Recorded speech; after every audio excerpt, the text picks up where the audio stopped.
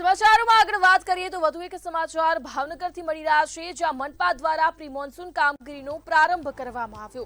ભાવનગર શહેરમાં pre monsoon કામગીરીનો પ્રારંભ થયો। ડ્રેનેજ સફાઈ અને વૃક્ષ કટિંગની કામગીરી શરૂ કરવામાં આવી, ત્યારે સ્ટેશન રોડ સહિત પાણી ભરાતા વિસ્તારો પર તંત્ર દ્વારા ધ્યાન દેવામાં આવ્યું અને કામગીરી શરૂ કરવામાં આવી।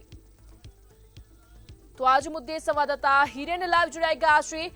જી હિરેન, ચોમાસા પહેલા પ્રી મોન્સૂન કામગીરી કેવી છે અને કેવી કામગીરી?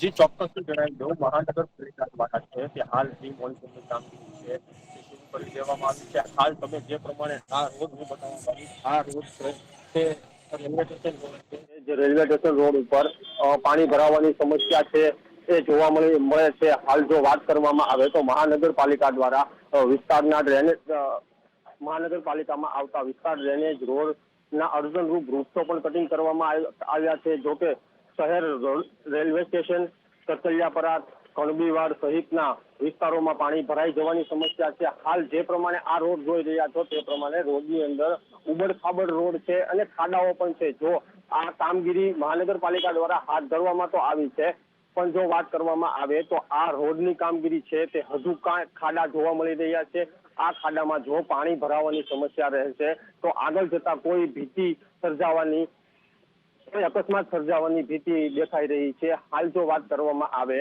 તો મહાનગરપાલિકા દ્વારા કામગીરી છે તે કરવામાં તો આવી છે, પણ હવે આ કામગીરી આગળ જતા ચોમાસું શરૂ થશે ત્યારે સક્સેસ થશે કે તેમ તે જોવું રહ્યું। જી, આપનો આભાર।